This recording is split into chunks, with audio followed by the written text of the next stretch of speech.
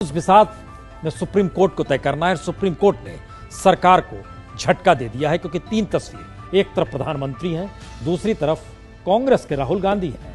मसला दलित उत्पीड़न एक्ट का है। तो आइए जरा इस रिपोर्ट को देखिए। सुप्रीम कोर्ट ने कह दिया नहीं बदलेंगे फैसला।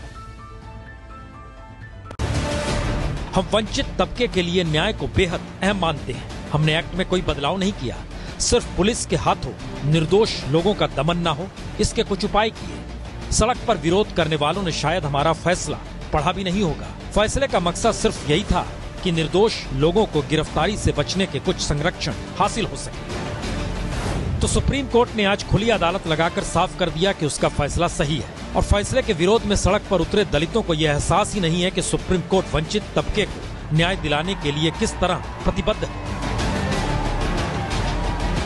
तो क्या यह मोदी सरकार के लिए झटका है जो उसने देर से सही पर पुनर्विचार याचिका तो डाली, पर सुप्रीम कोर्ट ने अपने फैसले को सही करार देते हुए चर्चा के लिए दरवाजा खोलकर भी रखा और सरकार को झटका भी दे दिया।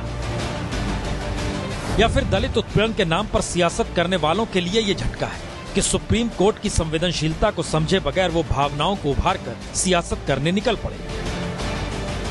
या फिर यह देश के दलितों के लिए झटका है जो उत्पीड़न के लगातार बढ़ते मामलों के मद्देनजर सुप्रीम कोर्ट का फैसला उन्हें आहत कर रहा है कि उत्पीड़न करने वालों के इससे हौसले बढ़ जाएंगे। पर इन सवालों से इतर सुप्रीम कोर्ट ने साफ कहा वो इस एक्ट को लागू करने के तरीके के खिलाफ है, न कि कानून के।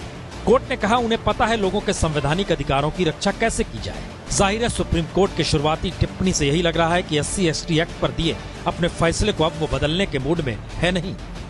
और सुप्रीम कोर्ट ने यह भी कहा कि सरकार क्यों बिना किसी जांच पड़ताल के किसी व्यक्ति को पकड़ना चाहती है। पर देश में दलितों को लेकर साधी जाने वाली सियासत के निशाने पर चाहे अनचाहे मोदी सरकार तो आ ही गई। कर्नाटक में चुनाव और कर्नाटक में आज राहुल गांधी पहुंचे तो उन्होंने प्रधानमंत्री मोदी की दलित विरोधी राष्ट्रीय छवि पेश कर दी।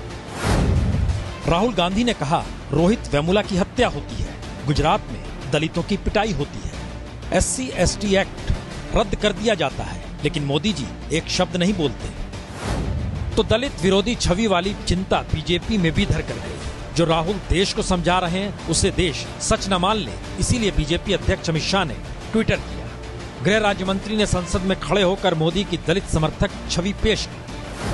ट्विटर में बहुत साफ लिखा गया हर मोड़ पर हर संभव तरीके से बीजेपी दलित समुदाय के साथ कंधे से कंधा मिलाकर खड़ी है।